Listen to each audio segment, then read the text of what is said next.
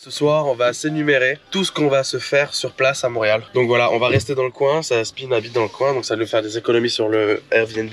C'est-à-dire que là, au programme, on sait pas encore exactement ce qu'on va faire, mais ne serait-ce que juste marcher dans les rues de Montréal, se prendre un truc, un vélo, faire des photos, filmer. On va aller faire un tour au Mont-Royal.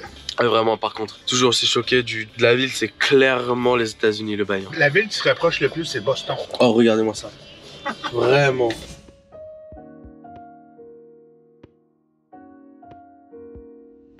Gros, on dirait trop dans GTA ici. Ici, c'est parking central. Parking central, t'as le tunnel ici, après ça par là. On dirait trop. On va laisser Stizo. Oh damn, les keufs sont là. Leurs voitures sont incroyables quand même. On vole. Merci beaucoup. Ça fait plaisir. Super sympa. L'année prochaine. Oui, absolument, il faut. Pour le Stiz. Merci beaucoup, Stiz, c'est sympa. Sympa de t'avoir rencontré. On va y bon retour et puis merci. Allez.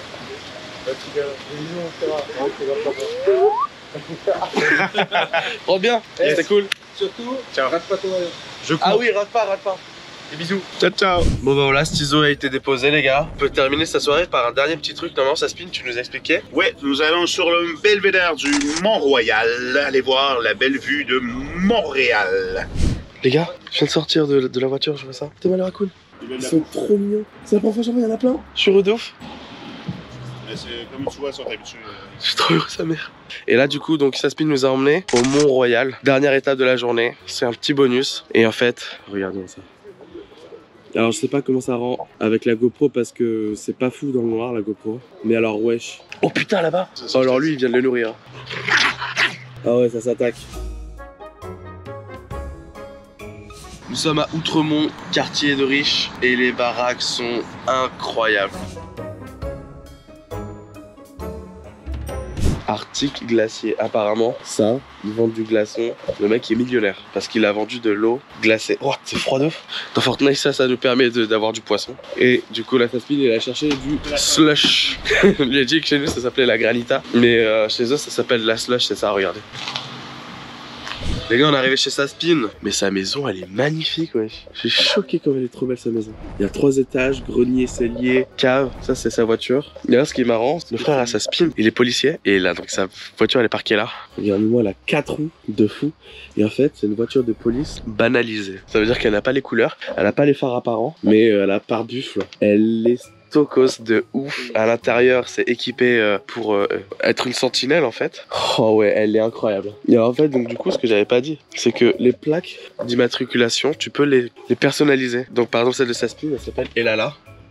Et écrit je me souviens. C'est une joke canadienne qui veut dire bah je sais d'où je viens, donc en fait pas besoin d'écrire d'où je suis. C'est vraiment comme dans les séries. Regardez, je fais un petit tour d'horizon. Ok, on prend nos affaires, on se dit à tout de suite dedans. Allô. Bonjour. Salut. Et nous sommes chez Saspin, guys. C'est le bordel. Mais t'inquiète, mais c'est abusément beau. Allez, faut que je te dis, mais assis-toi pas tout de suite, tu te relèveras plus. Ah ouais? Vas-y, allez, go. Au revoir, Pierre. Puis tu peux te pousser vers l'arrière aussi. Oh! C'est quoi le sens de la vie après tout? Il avait raison. Ça coûte combien un fauteuil comme ça que j'en achète un? 1200 chaque. Et alors là? Oh ouais. Ah non mais la cuisine. Tu on dirait, tu sais, les grandes cuisines américaines de fou là. Il y a un frigo là double, et un autre frigo double là-bas. Incroyable.